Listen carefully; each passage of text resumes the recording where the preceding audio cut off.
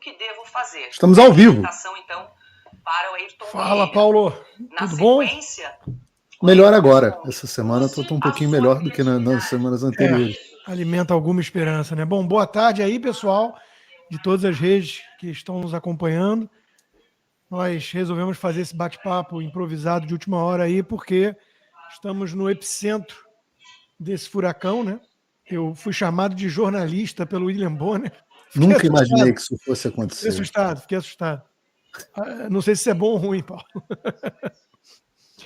Mas então, vamos começar daí. Bom, um relato aqui, Paulo, só para você saber, porque eu escrevi minha coluna da Oeste agora, vai sair na sexta. E eu quis dar um tom mais pessoal, porque eu já escrevi para a Gazeta, vamos falar aqui das coisas mais objetivas sobre os crimes evidentes do ministro Alexandre, que essa reportagem, esse vazamento da Folha, do Glenn Greenwald revelam. Então eu quis dar um tom mais intimista. E eu começo contando quando eu soube da notícia. Foi engraçado, se você for olhar no teu telefone aí, você me mandou uma mensagem. Você viu, né? E eu estava no final da minha live, eu tinha recebido uma mensagem do Fábio Serapião, que escreveu a reportagem junto com o Glenn Greenwald, mas eu entrei logo ao vivo, então não vi nem do que se tratava. Aí eu tinha divulgado... Você diz agora, né? Não ontem, lá no dia... Ontem. Eu tinha divulgado pela primeira vez aquele sponsor que até você foi o primeiro que teve contato com eles e tudo. Então, quando você mandou, você viu, né? O pessoal do My Liberty, né? Que tá agora... Isso, myliberty.bet. Eles também mandaram um contrato para mim, eu ainda não assinei com eles, mas vou assinar. Exato. Eu achei que você estava falando disso. Então, se você for ver a resposta, parece papo de bêbado. Eu te respondi assim, aí falei de um comentário que fizeram da Liberty.bet, sei que, e daqui a pouco você está assim, você está ao vivo? Eu falei, não, estou terminando aqui a live. Você pode entrar... Não, mas então você não tinha visto ainda a bomba. Não, eu fiz o meu programa inteiro. Eu falei, vamos entrar ao vivo você e eu, você estava ao vivo naquele momento na tua live para apoiadores. Isso. Aí quando eu terminei e vi o que era, aí o Binha já estava me chamando, Rodrigo, você entra agora na Oeste? Eu falei, entro, mas nem tive tempo de ler direito a reportagem. Me dá 5 segundos. E fui lendo a reportagem, a Paula me chamou e eu fiz o meu comentário, que foi, obviamente, pedir a prisão do ministro Alexandre. Eu acho que... Não deveria ser chocante, porque normalmente as pessoas cometem crime e a gente perde a prisão, independente do seu ministro Alexandre ou não. É isso. E tá todo mundo tentando fazer o paralelo aí com a Vaza Jato, né? Uma pequena diferença, eu sei que você sempre teve essa visão mais crítica da Lava Jato, né, Paulo? Mas uma pequena diferença é que mesmo que você condene por garantismo, digamos assim, os excessos, os abusos do sistema acusatório, da própria justiça, a gente sabe que ali eram corruptos, né? Alguns réus confessos e tudo mais. Nesse caso, eles estão perseguindo quem não cometeu crime nenhum. A coisa é assim, ó, vê se acha alguma coisa do Paulo. Aí o cara volta assim, não tem nada. Então usa criatividade. Falou isso para a Revista Oeste, para você. É um negócio de louco. Que está acontecendo. Eu acho que né, as pessoas têm que tomar cuidado para não confundir. As situações não são idênticas. Tem um componente análogo à Lava Jato. Né? O fato de que o sistema acusatório não estava sendo respeitado. Na Lava Jato a gente tinha um problema grave, que era o fato de juízes e procuradores terem uma relação que não era uma relação absolutamente transparente, conversas por Telegram que não deveriam acontecer nos autos. E só um parênteses, que vazou por meio de hackers, que também é uma questão da prova ilícita. Nesse caso, não. Nesse caso foi alguma fonte. Eu por um acaso sei quem foi. Mas no caso da Vaza Jato, a fonte é ilícita para a justiça, mas para o jornalista não é. Né? Se chegarem para mim amanhã com provas do telefone hackeado, aliás, tem um hacker aí que está dizendo, parece que hackeou o telefone do Adélio, foi na Auriverde, uma coisa impressionante. Eu estou até me aprofundando nessa história. Se chegarem para mim provas obtidas do celular do Adélio por hackeamento, eu não vou ter nenhum pudor em divulgá-las, porque eu sou jornalista. Essas provas não vão poder ser usadas na justiça para condenar o Adélio. E se apresentarem, eu vou me posicionar de forma contrária. Agora, a validade persiste. Eu acho que tem esse componente análogo, mas o que eu acho que talvez esteja faltando às pessoas, os petistas estão chateados comparando com o Moro, comparando com a Lava Jato, mas eu acho que falta aqui senso das proporções, Rodrigo. Porque a coisa mais impressionante esse aspecto que você falou é um deles, mas a proporção do negócio. A gente está falando de um ministro da Corte Constitucional de um país. Eu estava aqui no telefone agora há pouco com o pessoal da Maria Elvira Salazar, como eu te falei, e estava tentando explicar, e eles falam, mas como assim o ministro do Supremo Tribunal, um justice, está pedindo para gerarem provas contra um jornalista que o critica? Mas eles não entendem nem como isso poderia funcionar. E os capangas, o mais engraçado é assim, os capangas, sabendo que vai dar problema, que é uma coisa descarada na palavra de um deles, né? Dizendo assim, mas isso é pelo TSE ou pelo STF? Quer dizer, escolhe aí, né, qual instrumento você vai usar para perseguir. Você tem um alvo, é o Beria, da União Soviética, dizendo, me dê uma pessoa e eu encontro o crime, né? Exato. Então, assim, ele escolheu a Oeste, que estava incomodando, você, eu e alguns outros, né? E foi em cima. E tudo de uma forma descarada, repito, né? Todos ali sabiam que estavam cometendo atos ilícitos. Aí, agora, a gente tem um monte de coisa para debater aqui, né? As reações, as repercussões, o que você acha que vai acontecer. Mas agora, ainda agora, estava o Flávio Dino dizendo, né, que não viu absolutamente nada demais. Nada demais. Quer dizer, onde já se viu? O sujeito cumprindo sua missão, sua função, né, do cargo. Quer dizer, já era tão escandaloso, Paulo, já era tudo tão escandaloso antes, que faltava o quê? A prova. Eu, nas entrevistas que eu estou dando sobre esse assunto, falei com a Gazeta 2 vezes hoje, o que eu tenho dito é o seguinte, todo mundo sabia que o Alexandre de Moraes tinha uma amante, que ele traía a Constituição, a esposa dele, né? O problema é que não foi nem um batom na cueca, porque você tem aquela suspeita do batom na cueca. Ele foi pego em flagrante saindo do motel com a... Foram os nudes, vazaram os nudes do Alexandre. Exato. Então é um negócio muito mais comprometedor. Assim, o cara direto, o juiz instrutor, dizendo assim, pô, o cara tá cismado. Quando ele tá cismado, sabe como é? O fundamento é a cisma do ministro, para ir atrás de mim. Para ir atrás de mim. Quer dizer, eu fiquei até meio assustado com a obsessão dele. A gente sabe que a gente foi alvo, tá há 1 ano e meio aí com o passaporte cancelado. Mas eu não tinha ideia do quanto ele estava cismado conosco. Eu não tinha essa ideia. Eu não tinha ideia do quão ele tinha levado para o pessoal a ponto de falar, não, essas postagens estão muito pessoais. Busca aí alguma coisa dizendo do golpe. Aí o cara ainda fala, do Paulo Generoso eu até consigo achar, mas do Paulo Figueiredo eu não consigo. Talvez porque eu nunca tenha defendido um golpe. Exato. Talvez pelo simples fato de que eu não... Aí, obviamente, o sujeito tem que falar, não, eu vou achar uma coisa ou duas para descontextualizar e colocar ali, e faz aquele amarrado no barbante e coloca.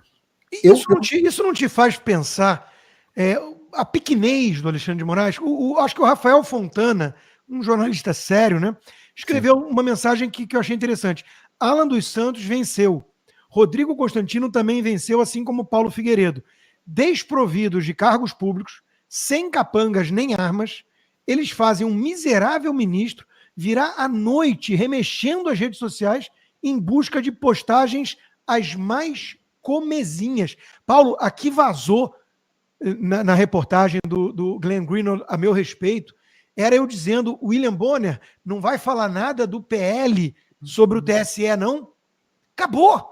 Isso ele usou isso como pega mais coisa desse sou eu, né?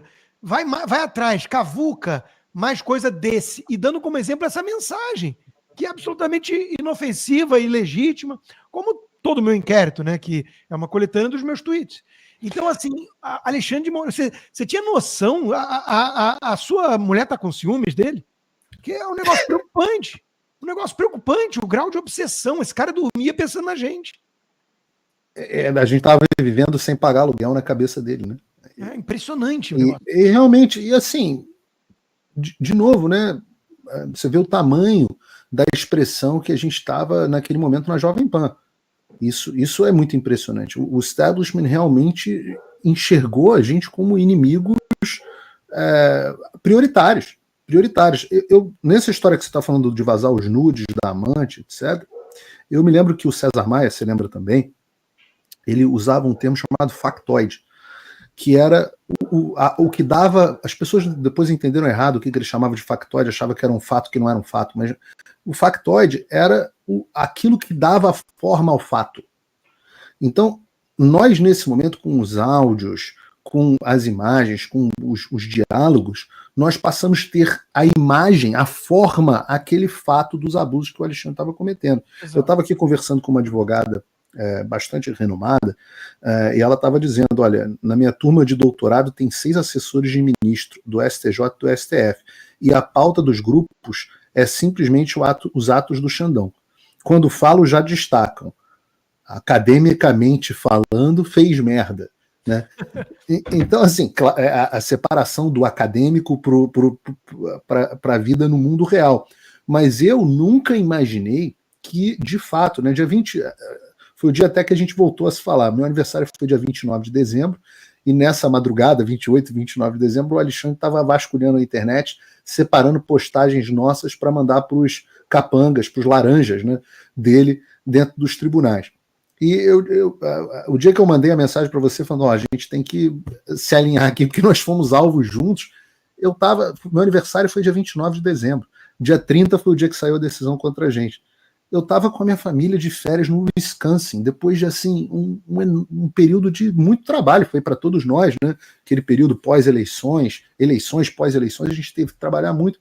E enquanto eu estava descansando, o cara no áudio diz, o ministro está coçando o saco, ele não tem o que fazer, e como ele não tem o que fazer, ele está caçando a internet e refazendo o dossiê. E ele vira e fala assim, será que eu que vou ter que fazer o laudo? Então nós já tínhamos o Alexandre como juiz, acusador, vítima, mas nós não tínhamos ainda o Alexandre perito. Um novo personagem nessa história é o Alexandre perito, o Alexandre montando laudos contra jornalistas que ele critica. Uma loucura. E eu não sei como alguém, em sã consciência, estava vendo aquele, era Augusto Botelho, não sei o nome do cara. Sim, Augusto de Arruda Botelho, os Prerrogativas, o Cacai, essa é a turma que está saindo em defesa. O Brasil do Aliás, o Cacai, eu vou mandar uma mensagem para ele aqui ao vivo agora. Vou mandar uma mensagem para ele aqui ao vivo. A pior parte para mim foi use a criatividade. Não tem nada, doutor, use a criatividade. Cara, se isso não é uma prova de um crime, né? E a cara de pau do Dino agora, de falar que não viu nada demais, e de todos esses...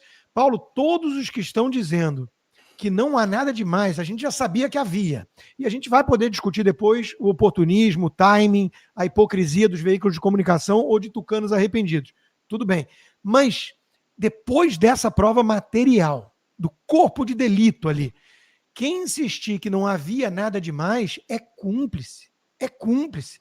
Porque, de novo, como é que você pode argumentar que é defensável juridicamente um ministro do TSE/STF falar, dar ordem para o capanga, para o inferior? Use a criatividade. O cara está cismado. Cisma. Quando ele cisma, é uma tragédia. Mas isso virou embasamento jurídico, né? Constitucional. É com base em que artigo da Constituição? A cisma do ministro. É um negócio de louco. Eu fui... ontem tive um turbilhão de emoções nisso, né? Porque dá alguma esperança, né? O dinheiro confiscado, por exemplo, para mim não é pouco, é relevante. Claro que não. A verdade nas redes sociais é fundamental para o nosso trabalho, a gente se vira, a gente é resiliente, mas são 1,5 milhão, 1.600.000 seguidores sem acesso, a menos que usem a VPN. Que é como a gente vende os nossos cursos, tudo. Como a gente vende as nossas assinaturas, como a gente vende os nossos apoios. Lembrando que esta mesma trupe foi aquela que a gente sabe que ameaçou as pessoas da Jovem Pan para que elas se livrassem de nós. Porque se nós estivéssemos... Aliás, nesse momento nós temos aqui mais ou menos 24 mil pessoas aqui e mais 1.600 e pouco no Instagram, mais o Rumble. A gente tem aí mais ou menos 26 mil pessoas nos assistindo agora. E eu digo...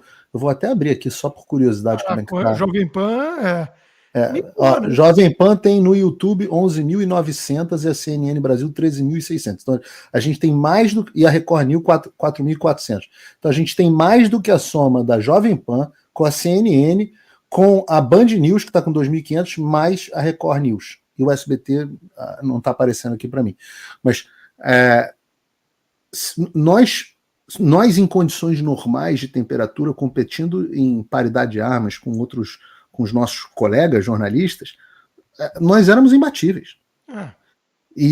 Então nós perdemos o nosso emprego, nós perdemos o nosso microfone, né? Nós perdemos a possibilidade de vender o nosso conhecimento, que é o que a gente tem para vender. Eu sempre falo, acho que ninguém vai querer o meu corpinho nu ou o seu corpinho nu no OnlyFans. Eu acho que não.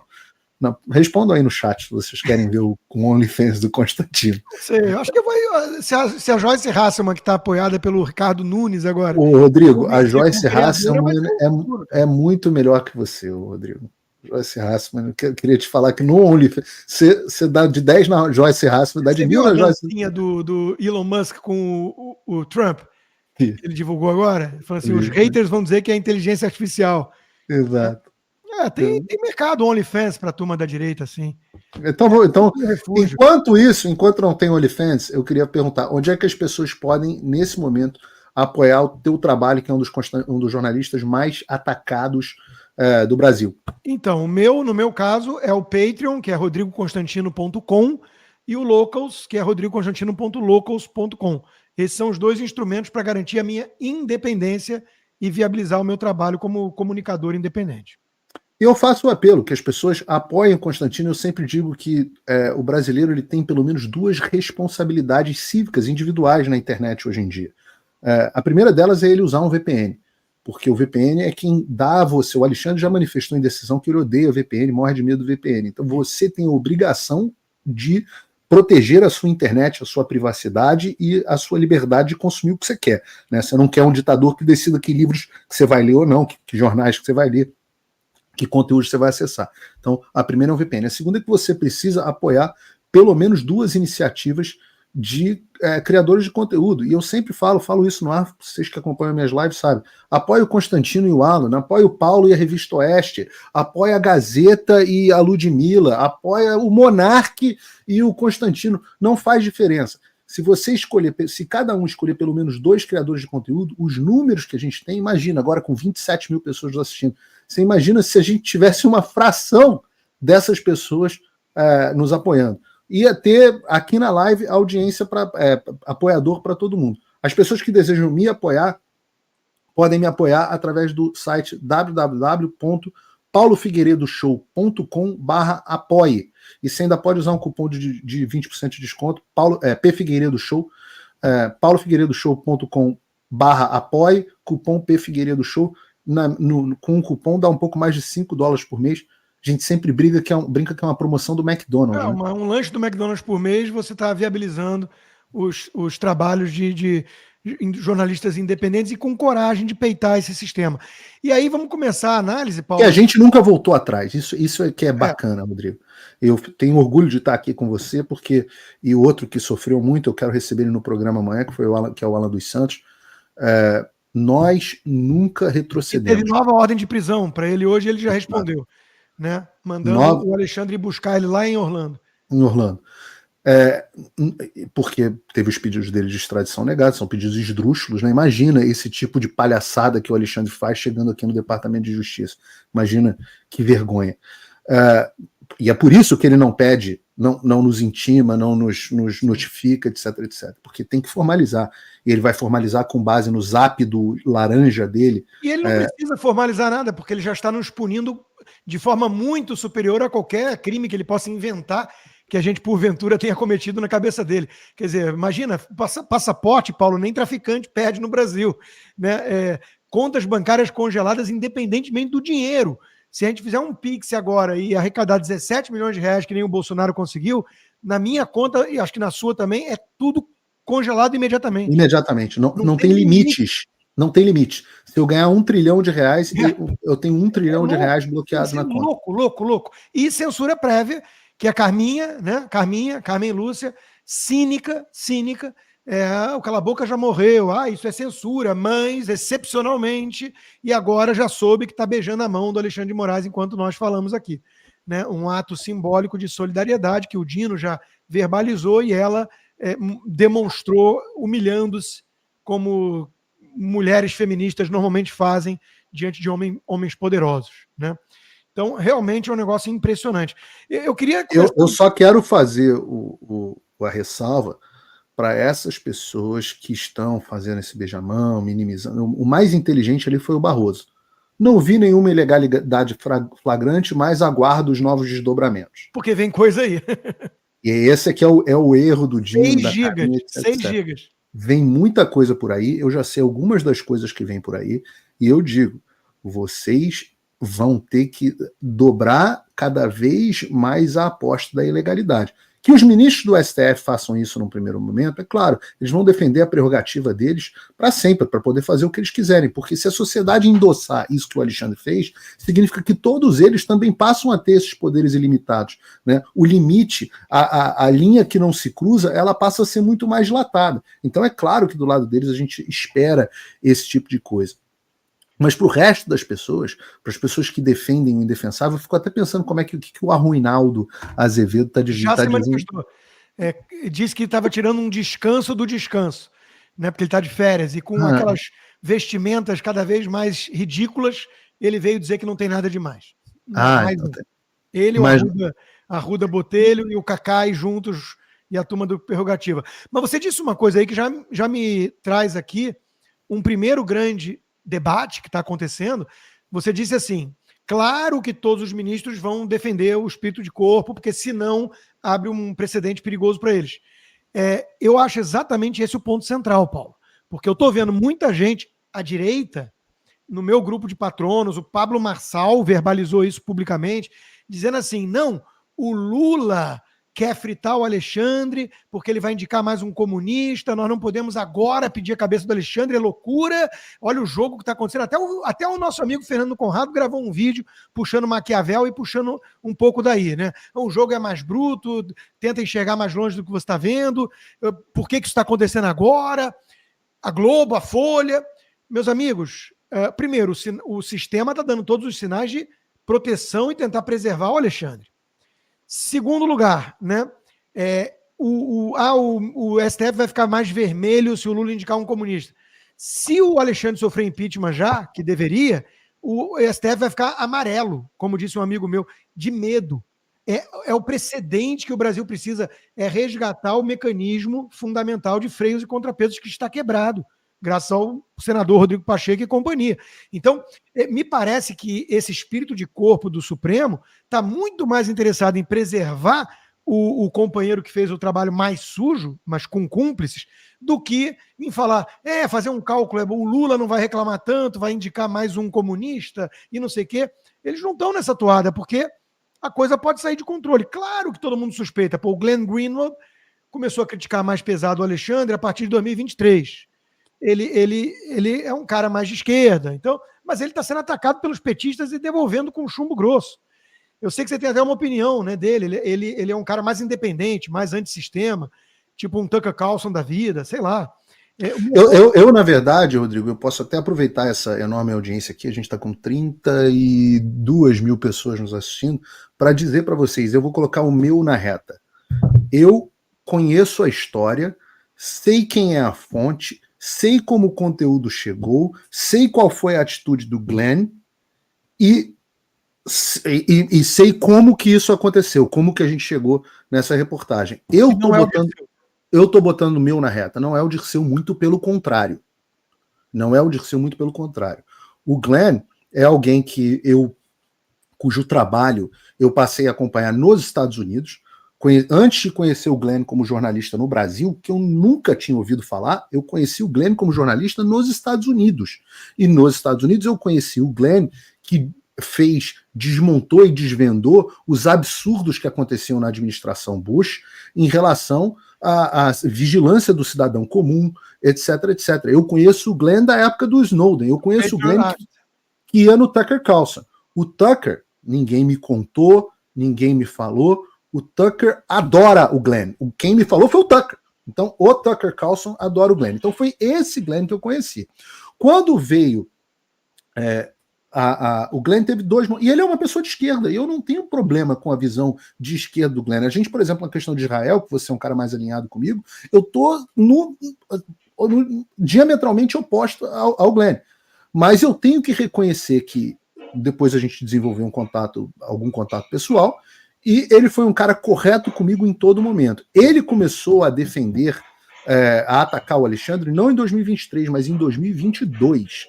Tem defesas do Glenn em relação ao Alan dos Santos. O Alan dos Santos, inclusive, que foi muito injusto com o Glenn, teve a hombridade de virar para mim em 2022, eu acho, e falar assim, eu estava errado a respeito do Glenn, transmita as minhas desculpas para ele. O Alan dos Santos admitiu que estava errado, pediu a desculpa deles em 2022 em relação ao Glenn, e eu transmiti. As pessoas têm que parar de pensar que todo mundo está numa caixinha. Essa caixinha de bolsonarista que a Globo coloca a gente, a Folha de São Paulo, etc, etc, eu não acho que ela seja precisa. Eu acho que se a gente estivesse encontrando a mesma coisa relativa ao Bolsonaro, nós estaríamos criticando. Eu, quando vi esse negócio, por exemplo, da ABIN paralela, falei, olha, se tiver substância, é radicalmente errado. É que eles não conseguiram me mostrar nenhuma substância. Se tivesse alguma coisa do Ramagem combinando dossiê de opositor para mandar para a cadeia com o Bolsonaro, eu tenho certeza, eu conheço você, e eu tenho certeza que você ia sentar o pau no Bolsonaro, assim como eu ia sentar também. Então, nem todo mundo está numa caixinha. O Glenn pode ter as posições dele, mas é um dos jornalistas mais sérios que eu conheço. O que ele publicou... Como jornalistas tradicionais, raiz, costumam ter, ele tem uma paixão pelo furo. Que é uma... se você quiser fazer análise freudiana... Não fala que o Glenn tem paixão pelo furo, cara, porque ficou uma coisa... Cara, não, pelo furo de reportagem. Pelo furo de reportagem.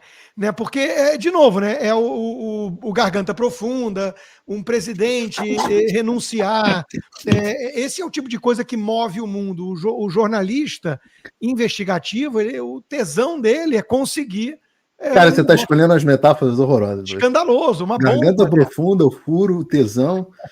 Tudo bem, tá meio sexual a metáfora, mas o fato é que isso move um jornalista sério, digamos assim.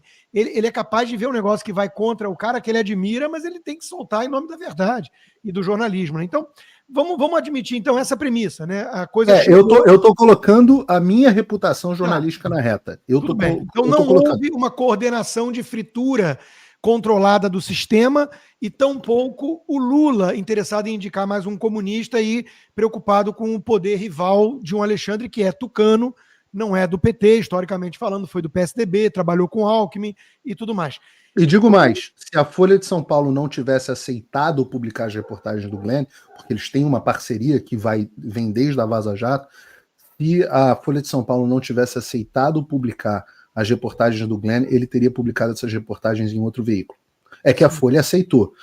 Eu digo que já tem meses que eu falo, foi mais ou menos junto ali da ida ao Congresso, quando a gente esteve junto lá, que eu vi uma mudança de posição editorial na Folha e eu tenho chamado a atenção para isso. O Estadão mudou primeiro, e a gente sabe por quê, a Folha mudou segundo, digamos assim. E eu suspeito que muito disso, e as pessoas não avaliam esse componente, Rodrigo, mas muitos dos acontecimentos políticos são consequências de relações pessoais.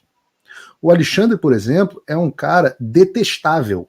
E como você pode ver nos diálogos dos próprios assessores dele, que falam, porra, esse cara ninguém aguenta mais, quando ele cisma é uma tragédia, ele tá pedindo, por favor, atende aí, me quebra o galho, eles dizem isso.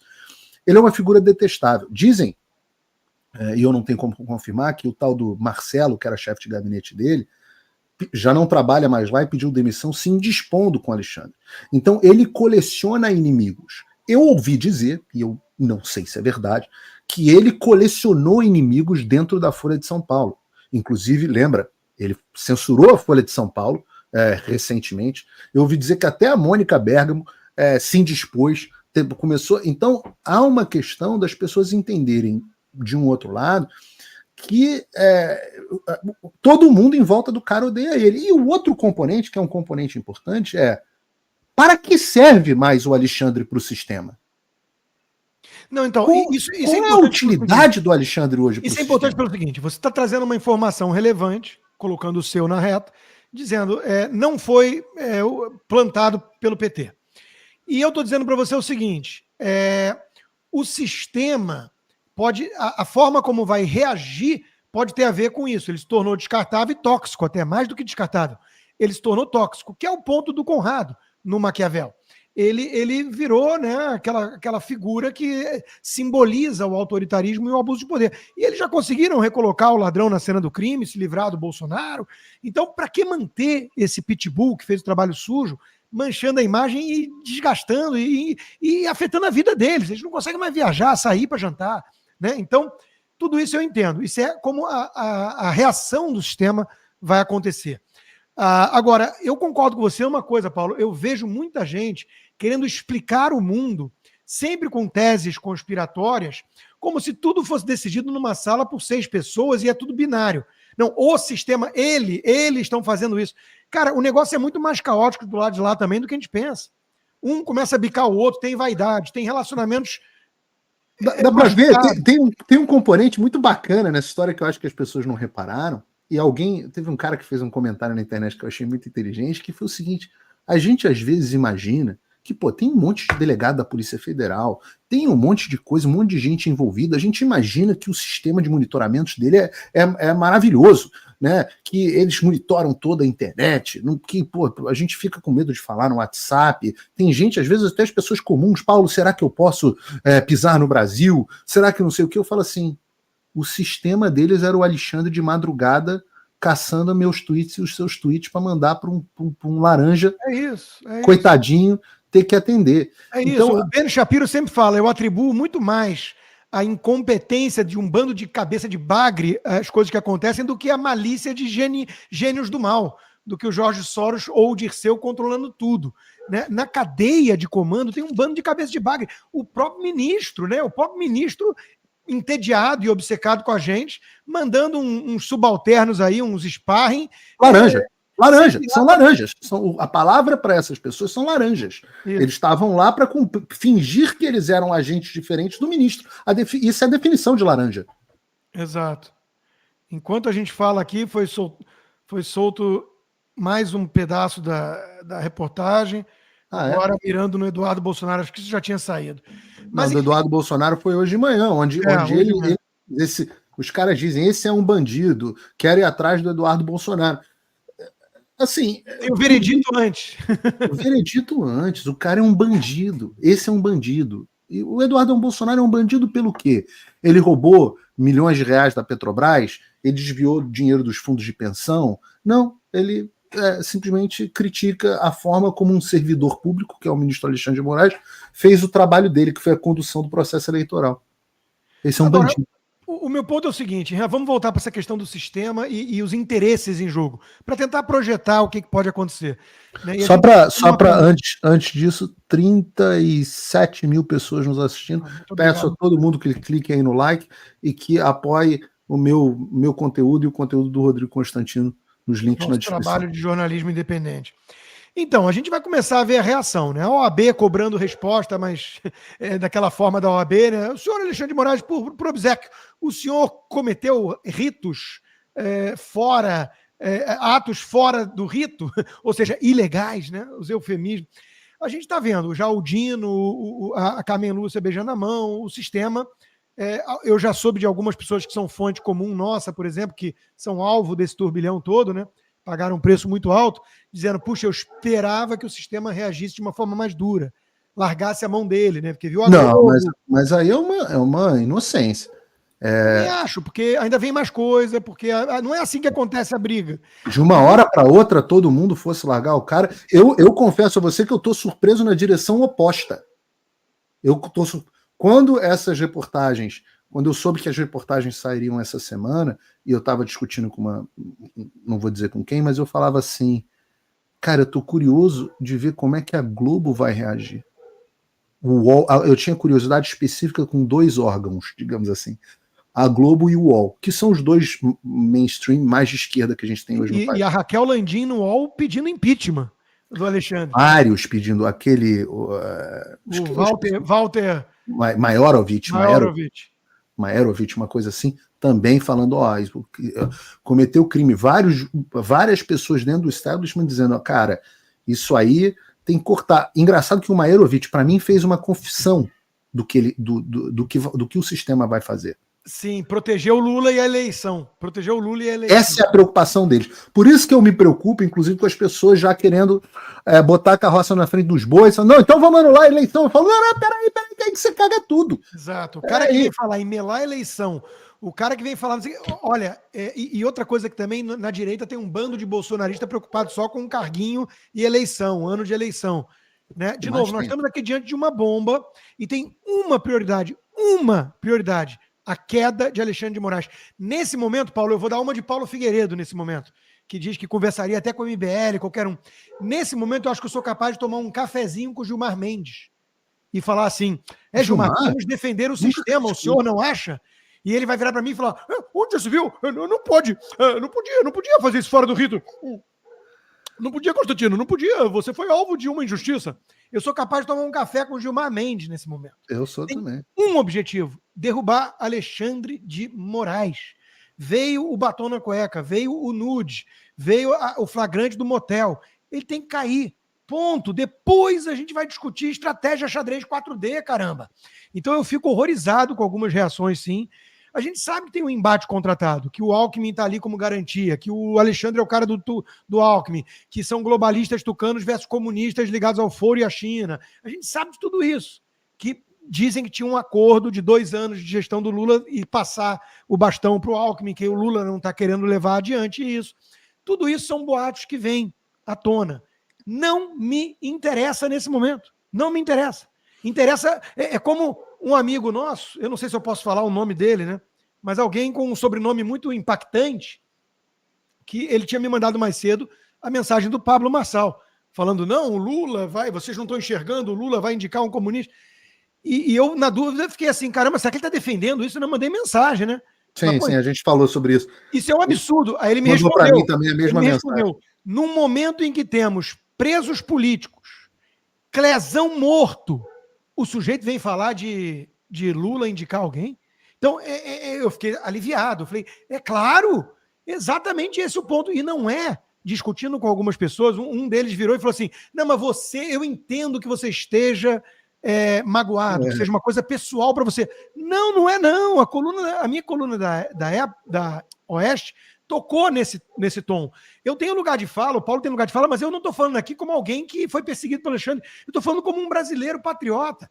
Eu estou falando uma coisa óbvia. O cara que está fazendo mais mal ao país foi pego com a boca na botija. E vocês vão discutir xadrez 4D e Lula e lá na frente o escambau? Vocês estão brincando comigo. E outra coisa, aí vem um outro ponto que já é uma análise que o Paulo mesmo já fez. Eu quero voltar aos tempos em que eu podia, em primeiro lugar, ir para o Brasil. Segundo lugar, subir num caminhão de som. E terceiro lugar, meter o pau no Lula. Eu fiz muito isso em 14 anos de governo do Lula. Hoje eu não posso fazer nada disso. Por quê? Por culpa do PT? Não, por culpa do Alexandre de Moraes, um tucano. Quem foi que prendeu, que mandou, enfim, e que fez tudo que fez? Foi o Alexandre de Moraes. Então eu não estou entendendo essa coisa do, não, o Lula. O Alexandre de Moraes é o algoz número 1 no momento do país. E tem muito mais poder do que o Lula. Isso é importante que as pessoas entendam. O Alexandre tem muito mais poder do que o Lula. O Lula, quando ficou chateado com as coisas que fizeram contra ele, vai lá, manda a AGU, não sei o que, babá. O Alexandre manda a Polícia Federal na sua casa às 6 horas da manhã, como fez com a família Mantovani. No domingo, 6 carros da Polícia Federal. Isaac Pérez da Multiplan, como fez com o Luciano Hang, com o Meyer Nigre, empresários grandes. Ou hoje, como está fazendo com o Oswaldo Eustáquio e com o Alan dos Santos. Filha do Oswaldo Eustáquio. Filha. O Lula nunca teve esse poder. Ele não tem e nunca teve esse poder. O Lula pode me odiar, como odiava, sempre odiou e odiava ainda mais você, Rodrigo. Mas ele nunca bloqueou as nossas contas bancárias. O Lula nunca ele entrou num processo na justiça contra mim e perdeu. Então é um grau, é uma magnitude, e falta o senso das proporções às pessoas. É uma magnitude de poder diferente.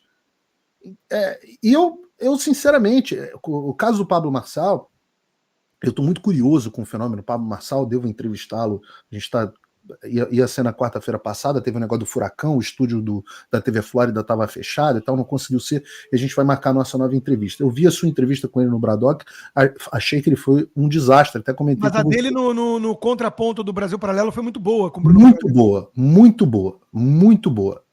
E deu outras entrevistas boas, acho que vi uma sabatina no UOL dele que eu também gostei, vi boas entrevistas dele. Então tô curioso, como você, com o fenômeno Pablo Marçal. A gente não é bolsonarista para saber, não, mas isso, o interesse do Bolsonaro, do PL São Paulo, tô cagando para esse troço.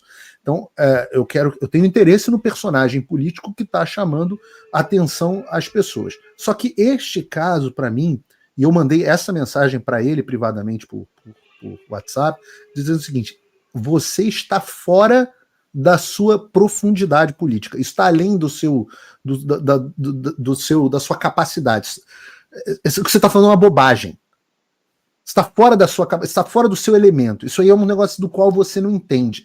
O Pablo Marçal entende muito de palestra motivacional, entende e de provocação. Hoje o que ele fez com o Boulos foi engraçado, com a carteira de trabalho. Ele é um cara muito midiático, ele é um cara que entende muito de psicologia, gatilhos mentais, persuasão. Acho ele um craque nesse sentido. Quando entra na política e na formação das ideias, etc., na ciência política, ele não sabe nada. Ele é um cabaço. Então, calma na hora de querer opinar. E ele está conseguindo que a gente trate dele. Então, pelo menos nesse sentido, ele está conseguindo o que ele quer. Mas calma, porque esse é um assunto sério demais para ficar dando opinião assodada, apressada, antes de fazer uma análise mais profunda. Eu até vou mandar uma mensagem para o Felipe Sabará, porque o Sabará é um cara mais inteligente, coordena lá o programa de governo dele. Vou mandar uma mensagem para o Sabará falando, salve... O Sabará que me disse, Rodrigo, eu sei que você andou suspeitando ou criticando ele, eu tô próximo, eu vi o curso dele, levei outros 5 empresários lá, gastaram 20 mil reais cada um para fazer o curso do cara. O cara é bom mesmo. E eu tô vendo uma coerência histórica com as coisas que ele defende em relação ao empreendedorismo, uma coisa mais liberal. Mas o meu ponto é o seguinte... Ele tem um ponto que para mim é o melhor de todos, que se conecta com o que a gente está falando. Mudar o mindset do Brasil. Isso. Mindset é bem palavra de coach. Ele usou o termo no Brasil paralelo software. Ele fica falando, no Brasil está rodando o Windows 95, mesmo que tenha o melhor hardware do mundo. E eu tenho visto esse software do brasileiro muito forte nos comentários aqui no nosso chat. Tá dizendo que o pessoal está dizendo que o Barroso está fazendo um pronunciamento. Não vou conseguir colocar aqui, mas eu sei que parece que o Barroso está fazendo um pronunciamento. Deve estar passando pano para o Alexandre ainda. Nesse momento ele deve estar ainda passando pano para o Alexandre. Mas o que as pessoas, o software ao qual ele se refere, na minha opinião, que é o software equivocado, são as pessoas que estão aqui no chat dizendo isso não vai dar em nada, isso vai dar em pizza. É o derrotismo. É o derrotismo. E a gente chegou a essa situação por causa do derrotismo também. Então a sorte favorece o audaz. Nenhuma nação é construída por pessoas assim. E um foco míope que muitos bolsonaristas têm, né? De novo, né? Muita gente nos rotula de bolsonaristas e eu vejo, tem que separar o joio do trigo dentro do que se chama movimento bolsonarista. Tem um bando de gente ali de olho em carguinho, em conforto, e tem gente com aptidão mais a lutar e se sacrificar pelo país. Tem gente que cobra, inclusive, mais disso do próprio Jair Bolsonaro. Né, eu entendo que seja fácil também criticar de longe, é ele que está com o dele na reta, é ele que tem a filha pequena que pode ser presa a qualquer momento, então não é trivial. Mas assim, um espírito mais Maria Corina, a gente está precisando nesse momento. Eu até mencionei, sinto saudade do tempo em que a gente subia nos carros de som e gritava na rua do Brasil. Está na hora de parar o Brasil, está na hora de 7 de setembro ter uma mega manifestação, está na hora das lideranças da direita assumirem esse papel. Eu estou gostando de ver o Nicolas Ferreira, garoto cabra macho. Estou gostando de ver o Gustavo Gayer. O Eduardo Girão. O Marcel Van Hatten, que não é bolsonarista. O Girão e o Van Hatten não são bolsonaristas, são do Novo. Exato. Então, assim, é hora de subir o tom e ter um foco... Magno Malta também fez uma boa declaração. Eu gostei da mudança de posicionamento do senador Flávio Bolsonaro. Sim, foi. Muito, muito positivo. Publicou aquele quadro de humor o sketch do Paulo Souza, né, do Hipócritas. Eu sempre digo que o Paulo Souza é um gênio, né? É maravilhoso aquilo, né? O Moraes julgando o Moraes e tudo mais. E não podemos cair nesse derrotismo. As nuvens dão de direção, as coisas são imprevisíveis em Brasília. A batata está assando, vem mais coisa aí. tem que ter a pressão das ruas, tem que ter as lideranças. Esse é o ponto que você falou agora. O que está faltando, e eu estou sentindo essa falta, é a pressão popular. Então, todos os elementos estão colocados. O que está faltando, e a gente está aqui com 40 e poucas mil pessoas nos assistindo agora, 43 mil pessoas, o que está faltando nesse momento, Rodrigo, é a pressão popular. Eles quebraram o espírito, né? Não acho. Não, eles tentaram. Eu digo assim, eles tentaram. Não. Se o Bolsonaro mandar as pessoas para as ruas, elas vão. A ausência do brasileiro nas ruas é única e exclusivamente porque eu acho que há um entendimento. O problema do software. O entendimento é de que o Bolsonaro precisa liderar e as pessoas precisam fazer o que o Bolsonaro falar, quando na verdade deveria ser o oposto. O povo deveria liderar e o Bolsonaro deveria fazer o que o povo empurrou ele para fazer. E eu acho que o software é equivocado. Neste momento, eu tenho absoluta certeza, parece que tem uma manifestação marcada, acho que, não sei se para o 7 de setembro. Para o 7 de setembro. Eu não consigo entender como pode o presidente Bolsonaro não estar endossando ainda essa manifestação. Eu também acho. Mas ainda que ele não endosse, as pessoas deveriam ir, a despeito do que ele diz. Porque assim como eu acho que o povo de São Paulo está dando um recado para o Bolsonaro de não adianta empurrar Nunes goela abaixo, não, porque a gente sabe que esse cara não é de direita e a gente vai acabar indo para esse outro cara aqui, que é o Marçal, que está indo no vácuo deixado pelo Bolsonaro. Né? Assim como o povo de São Paulo está em boa medida, ele está aí com 10%, 15% das pesquisas. O povo é autônomo. O povo precisa ser autônomo na ida das ruas. O povo precisa ser autônomo na ida das ruas. E eu digo que se nós tivéssemos até esse momento a pressão popular mais forte, as coisas teriam mudado. Aquela manifestação que o Bolsonaro apoiou e fez em março, linda em São Paulo, com o Silas Malafaia, aquela manifestação, aliás, o Silas Malafaia gravou um vídeo também muito duro sobre Moraes, aquela manifestação foi importante, foi de mudança de chave no Brasil. Foi um dos componentes de mudança de chave do Brasil desse ano. Eu não quero pegar muito pesado aqui com o Bolsonaro, né? Não só porque... Zero pesado. Não, com o que eu vou dizer agora. Não só porque um monte de gente vai ficar, não pode criticar o mito, né? Eu respeito muita coisa que o Bolsonaro fez pelo Brasil, mas eu também tenho minhas críticas e sempre tive. O meu ponto é o seguinte, não pode ele que é inegavelmente a maior liderança política da direita, não pode ele que foi à Avenida Paulista, perante uma multidão, falar, chega, pô, canalha, acabou. Não pode ele, neste momento, se limitar a publicar uma notinha que ele publicou lá, um forward, lá, compartilhar uma imagem de notícia dizendo que queria mirar no filho dele, Eduardo. Não pode se limitar a isso. Nessa hora... Soa mesquinho, soa pouco. Nessa hora tem que assumir o papel de líder. Eu não tenho nenhuma pretensão de liderar, eu não sou político, eu sou um comentarista que dou minhas opiniões independentes e acerto mais do que a média, digamos. Né? A média é formada por Gugas, né? Oi, Guga. A média é baixa. É fácil, né? Aí é fácil. O Guga erra todas. O Guga é o melhor analista que existe. Porque um cara que acerta mais do que erra, você tem que pagar caro. Um cara que erra meio a meio e acerta meio a meio é imprevisível. Agora, o Guga, você poderia, teoricamente, pagar baratinho e faz tudo que é o contrário que ele diz, que ele erra todas. Né? Agora, não pode, nesse momento, Paulo, a liderança política da direita mais expressiva que tem se omitir, se eximir de responsabilidade. Não pode. Não pode. Então, Jair Bolsonaro... Grandes poderes trazem grandes personalidades, já dizia o tio Ben para o Homem-Aranha.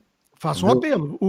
O Marcel Van Hatten está assumindo um papel de líder da direita, e eu não quero nem dizer direita, porque nesse momento tem que unir todo mundo que acha isso um absurdo. A turma que voltou a me chamar de jornalista. Tem que unir. Eles começam mirando na gente, mas a Folha, já está o cuspidor lá, o Zé de Abreu pedindo o fechamento da Folha. Né? A turma está saindo da toca, do bueiro fascista. Então... é óbvio que isso não vai parar em bolsonarista, mas isso já era evidente. Né? Então, esse é o momento de unir todo mundo que é contra o arbítrio, que é contra o modelo de capangas, Capo e seus capangas. Né? O cara manda porque quer vendetta, porque não gosta, porque é pessoal, porque, sei lá, tem uma tara. E os capangas, que são juízes, vão lá e executam. Não pode ninguém aceitar uma coisa dessa. Então, é a hora de todo mundo se unir. Agora, o Jair Bolsonaro, como liderança maior da direita política, eu acho que ele tem que fazer um chamado. Ele é o político mais popular do Brasil. E não é à toa. Ele é um símbolo por todas as coisas que ele fez, por tudo que ele representa. Não é à toa. Os méritos, ele tem vários méritos que são devidos, mas por ele ter se tornado esse símbolo e ter esse poder enorme, ele tem a responsabilidade de ter um papel ativo nessa história. Claro que vão falar assim, então tá vendo? São os golpistas bolsonaristas contra o Alexandre. Mas o Glenn... já estão chamando o Glenn Greenwald de bolsonarista. A Folha de São Paulo é bolsonarista também? Bom, até o Maduro. Glenn Greenwald de bolsonarista. Até o Maduro é bolsonarista. Então o Glenn pode ser bolsonarista também. Eu descobri que todo mundo é bolsonarista. Todo mundo que não é o Lula é bolsonarista. É mais ou menos isso.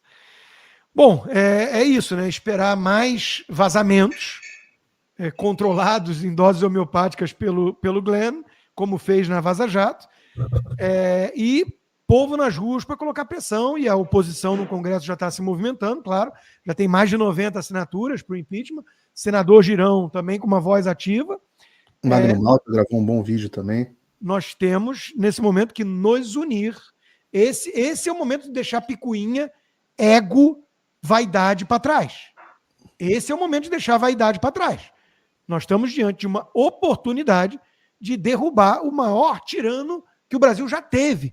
Porque não teve Getúlio Vargas que fizesse as coisas que esse sujeito fez. E continua fazendo. Hoje, as we speak, hoje, aqui, durante essa live, ele está mandando prender menina de 16 anos de idade. Ou a mãe, se deixar a menina usar as redes sociais. Esse ponto me chama a atenção, Rodrigo, porque ele não teve o bom senso. Esse mandado é um mandado que já está expedido há algum tempo, mas ele não teve o bom senso de recolher esse mandado. Ele não recebeu o que recebeu ontem, tendo o bom senso. Mas eu falo para as pessoas, essas coisas acontecem como ondas. As pessoas houve o impacto e as ondas estão reverberando, as pessoas estão começando a entender o que significa e virão outros impactos. Realmente. O meu neurologista e psiquiatra me procurou ontem para dizer assim, Rodrigo, se a coisa continuar esquentando e ele for isolado, abandonado, esse cara vai acabar mal. É a leitura que eu faço como alguém conhecedor dessa área. O perfil típico de psicopata narcisista dele é o perfil que acaba metendo uma bala, como Getúlio, que eu mencionei, como o Hitler, diante do aperto, né, quando se sente acuado. Por isso que ele não reage, Paulo, como muita gente acha que ele deveria reagir, com frieza e cálculo. Ele não é esse perfil. Muita gente acha que ele é um cara com esse perfil. Tá aí, ele estava entediado, obcecado, mandando os subalternos tentarem nos destruir. Ele não é um frio calculista. Ele é um cara narcisista que não suporta ser, de alguma forma, contradito, ou rechaçado, ou refutado em público. Ele é um cara que não lida bem com isso. Então, me parece, por esse perfil, que ele vai dobrar a aposta. Sempre que possível. Por isso que eu acho que a coisa vai se intensificar no primeiro momento. E aí cabe ao Glenn continuar alimentando com as coisas que ele tem e ao sistema começar a entender que ficou insustentável. Eu diria só que, assim, se o Alexandre não cair agora, não vai sobrar mais nada de Brasil. Então, aqueles que estão ainda no compasso, e esse é o meu medo do presidente Bolsonaro, não, espere esse ano de eleição, vamos ver. Se não cair agora, não sei quando cai mais. É isso. Tem que escutar mais tem que escutar mais a turma firme do que o Valdemar Costa Neto, digamos assim. Não pode ser consultor num momento desses. O Barroso se pronunciou, está aqui o pronunciamento dele. Todas as informações que foram solicitadas pelo Alexandre de Moraes referem-se a pessoas que já estavam sendo investigadas. Informações voltadas à obtenção de dados referentes a condutas de reiteração, ataques à democracia e de ataques de ódio. Em segundo lugar, todas essas informações solicitadas eram informações públicas solicitadas ao órgão do TSE que fazia o acompanhamento de redes sociais. Não houve aqui nenhum tipo de investigação de natureza policial ou investigação que dependesse sequer de reserva judicial. Era acompanhamento de dados, informações, notícias em rede para investigar se ali havia alguma conduta criminosa ou que estava sendo investigada no âmbito do inquérito do STF. Ou seja, até os assessores do Alexandre sabiam que estava fazendo merda, mas o Barroso acha que não, que tá tudo certo, que não tem problema, que o mesmo cara que vai me julgar pode estar cismado comigo, né? Em tese é ele que vai nos julgar, né? Não deveria, mas em tese ele pode estar cismado e abastecendo a acusação de provas contra a gente. E realimentar essa narrativa ridícula de ataques à democracia, discurso de ódio, blá blá blá. Pelo amor de Deus, até os tweets que vazaram, né? Meus, por exemplo, são ridículos. São ridículos, não tem nada. Então, pelo amor de Deus, esse discurso não cola mais, né? Nem para Globo, vai. Quero crer. Então, vamos eu acho que o sistema está ali vendo o que vai acontecer. Acho que a pressão popular faz diferença. Acho que parece que esse pedido de impeachment vai ter coleta pública de assinatura. Acho que as pessoas podem se fazer presente nessa coleta pública de assinatura. Acho que os juristas e as pessoas que entendem que há um limite, e eu acho bonito. Eu acho que o Brasil, nós somos conservadores, né? Somos antirrevolucionários.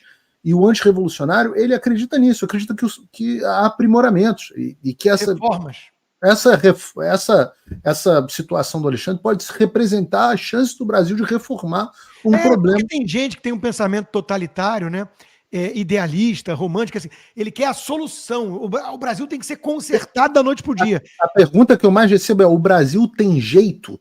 E aí eu sempre falo assim, mas o que você quer dizer com tem jeito? A gente virar acionista ou a gente ficar mais ou menos como é que a gente era? Paulo, aqui nos Estados Unidos nós temos que mitigar também, nós estamos tendo que mitigar um monte de problema e risco. A coisa está piorando. Então, a batalha do bem contra o mal nunca é definitiva. Ela é mitigar estragos, ela é reformar, melhorar. Hoje nós temos a oportunidade de tentar tirar um dos maiores entraves às liberdades e à prosperidade do Brasil, que é o Alexandre de Moraes e a sua truculência autoritária. Se acharem que vão jogar xadrez 4D, ganhar tempo, é loucura, é suicídio. Olha, por que nós estamos aqui com audiência grande e tudo mais? Porque nós somos resilientes. 36 mil pessoas. Resilientes, Paulo. É aquilo que o Nassim Taleb chama de antifrágil. Né? O Trump, o cara tenta atirar no Trump e o Trump está lá. É um cara que cresce na adversidade. Se o Alexandre de Moraes sobreviver ileso, impune a isso, ele vai virar um monstro que vocês vão sentir saudade desse aí. Saudade desse aí. Não só ele, como os seus colegas vão ter a sinalização de que eles também podem fazer o mesmo. Exato. Então é loucura esse pensamento. Eu fico arrepiado. Então é fundamental para o Brasil. Por isso que eu disse, eu tomo um cafezinho com o Gilmar Mendes. Pode convidar, Gilmar. Tomo um cafezinho. Aqui em Miami. Vou aqui em Miami pegar uma piscina com o Barroso no prédio dele. Claro. Vou aqui na piscina de Key Biscayne do Barroso conversar com ele lá. É hora de extirpar o maior problema. Ah, Rodrigo, mas todos foram cúmplices. Ah, Rodrigo, o Estadão, a Globo estão sendo cínicos, a Folha está sendo cínica. Meu amigo, o mundo tem muito canalha, o mundo tem muito cinismo. Se você acha que vai da noite para o dia acabar com todos eles, você é um louco. Você e um revolucionário, porque essa é a ideia dos revolucionários. Os revolucionários são aqueles que acham que vão se livrar de todos os ruins e vão ficar só os bons, e ele vai fundar uma nova sociedade. Exato, eu imagino assim, chefia, encontramos um jeito aqui de pegar o Al Capone, mas é pelos impostos de renda. Ah, mas se tirar o Al Capone, o sistema não foi sozinho ele. O sistema todo era corrupto, tinha políticos, tem outros mafiosos. Não, deixa lá. É mais ou menos o Guga Chakra, oi Guga, falando de Israel matar o líder do Hamas. Ah, mas vem outro. Do PCC também, de todas as organizações criminosas, vem outro, né? Então não faz nada. É loucura esse pensamento, né? Então, agora, nós temos que agir. E agir é gente na rua, liderança, botando o seu skin in the game, botando o seu na reta, para usar mais uma expressão do Nassim Taleb, é hora de sacrifício, de tomar riscos. A sorte favorece o audaz. Eu tô pedindo desde ontem, assim que eu, de sopetão, fui pego de surpresa, prisão do Alexandre de Moraes. Minha amiga Ana Paula Henkel, idem, foi lá no Twitter. Isso não é coisa de impeachment, isso é coisa de prisão. Mas tudo bem, vamos discutir o possível. É hora de tirar Alexandre. Alexandre de Moraes precisa cair. Isso tem que ficar pacificado entre todo mundo que entende o mínimo do futuro do Brasil em jogo. Não precisa ser de direita, não. Aceito tucanos, aceito oportunistas, Aceito o MBL, Gilmar, todo mundo junto. É hora de tirar o Alexandre de Moraes. Ponto. Não sei se você conversou com seus advogados, doutor Emerson, alguma coisa assim, a respeito de posturas que dá para tomar a respeito do que aconteceu, porque numa situação de normalidade, isso era caso para trancamento de ação penal sumário, né? Como não tem ação penal, não dá para pedir trancamento, mas um HC ou alguma medida do tipo restituindo as suas contas, diante dos vícios processuais aí, ele chegou a falar alguma coisa? Não, ele falou para mim que vai, tudo que for possível ele vai fazer, desde mais um apelo à Corte Internacional de Direitos Humanos, até, tem as palavras técnicas que eu não lembro, mas exigir resposta do STF, do Senado, e não sei o que, pedir anulação do meu processo, e não sei o que, tudo que puder ele vai fazer. Então o Emerson está ativo, né? E é o que se espera nesse momento, né? Os advogados, o doutor Sebastião Coelho, a gente não pode fechar essa live sem falar dele, né? Também gravou um vídeo dizendo que tem que ser preso. Alexandre de Moraes tem que ser preso, né? E veja, na hora que o Felipe Martins contratou ele, muita gente veio, não pode, tinha que ser alguém que negociasse delação, não sei o quê. O Felipe está solto. Não é recuo do Alexandre de Moraes, né? É porque são, às vezes, pressões que se tornam insuportáveis. Caras demais. Ou desgastantes, caras demais. Então, meus amigos, tem que ficar caro demais para o sistema manter Alexandre de Moraes. O Gilmar Mendes já se manifestou também agora defendendo o Alexandre. Todo mundo vai fazer, é o esperado. É o esperado. Tem que ter mais calor, maçarico tem que intensificar, tem que botar lenha no caldeirão, tem que vir mais coisa, tem que ter gente nas ruas. Também no início falava assim, óbvio que não vai ter impeachment de Dilma, isso é chance zero. A gente participou muito disso. Sempre que falam chance zero, meu amigo, não é chance zero, tá? Então tem que começar a trabalhar com esse objetivo, com essa única finalidade em mente. Alexandre de Moraes precisa cair. Acho que é isso, Paulo. É isso. Eu quero pedir, nós estamos aí com 47 mil pessoas nos assistindo agora. Eu quero dizer que vocês estão assistindo e estão vendo as entranhas de um pouco da perseguição que a gente sofre para fazer o nosso trabalho, para tweets publicados, eu quero achar alguma coisa contra golpe, não tem, dá seu jeito, usa a criatividade, eu cismei, é contra esse tipo de coisa que a gente está brigando.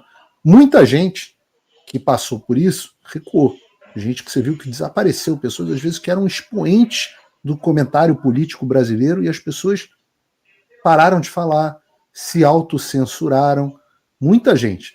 Tem 2 pessoas que certamente não fizeram isso. A gente foi censurado, derrubaram depois fecharam locals, a gente teve todo tipo, quantas redes sociais a gente... Não é por falta de pedido, às vezes, de amigo ou familiar, né? Pô, pega mais leve, fica mais do radar, claro. Não seja mais... Ou ofertas que a gente recebe, né? Vou desenrolar com o Alexandre, é só você fazer isso, nós temos um amigo em comum, emissários, etc, etc. E vocês estão diante de 2 jornalistas que viraram e falaram assim, a gente não consegue. É mais forte, eu e você já tivemos essa conversa várias vezes, é mais forte do que a gente não consegue se curvar diante do errado, e vocês estão sendo testemunhas disso, vocês estão vendo isso acontecer. Então, se vocês valorizam esse tipo de trabalho, entendam, nós temos famílias, filhos, contas para pagar, estrutura e etc. E nós estamos impedidos 1 ano e 9 meses. Quem suportaria 1 ano e 9 meses com todas as suas contas bancárias bloqueadas? Então, a forma de você garantir que a gente continue o nosso trabalho são, no caso do Constantino, o RodrigoConstantino.com no Patreon. Virar um patrono meu, tem várias camadas de apoio, RodrigoConstantino.com. E no caso do Paulo...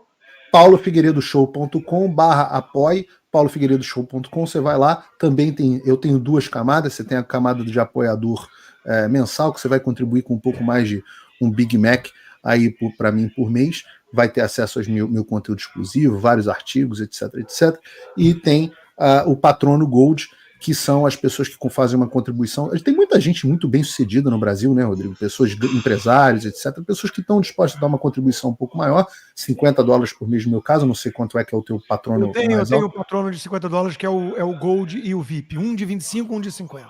Eu tenho só o de $7, que com desconto sai para 5 e pouco, e o de $50, só para as pessoas mais bem-sucedidas, e essas pessoas, elas gozam de uma interação maior com a gente. Eu sei que você também tem um grupo de patrono. Eu tô rindo aqui por outro motivo. Apoiem a gente. Mas a minha querida amiga Ana Paula Henkel tá na audiência. E ela mandou aqui, não aceita MBL, não. Vazem.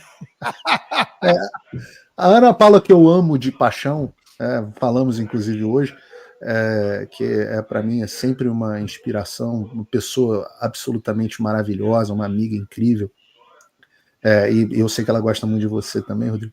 Nesse ponto ela tá diferente da gente, e ela tem todo o direito de estar também, porque é uma pessoa que concorda com... Eu falo isso da boca para fora num grupo ontem, falaram assim, vamos incluir o Kim Kataguiri aqui, eu falei, ele não, entra mas e aí sai. Um grupo não, Ele aí pô, é demais. Uma coisa é você tomar café, outra coisa é o cara tá no teu grupo. Então, tem camadas as coisas. Eu acho que se dá bem, dialogar, tá tudo certo. Se o MBL, Kim Kataguiri, começarem a apoiar o Fora Alexandre de Moraes, eles estão tamo junto nesse aspecto. Depois, no resto, a gente se separa. A Ana é diferente. A Ana é amor pessoal, poxa, é amizade de frequentar casa, é diferente. Então,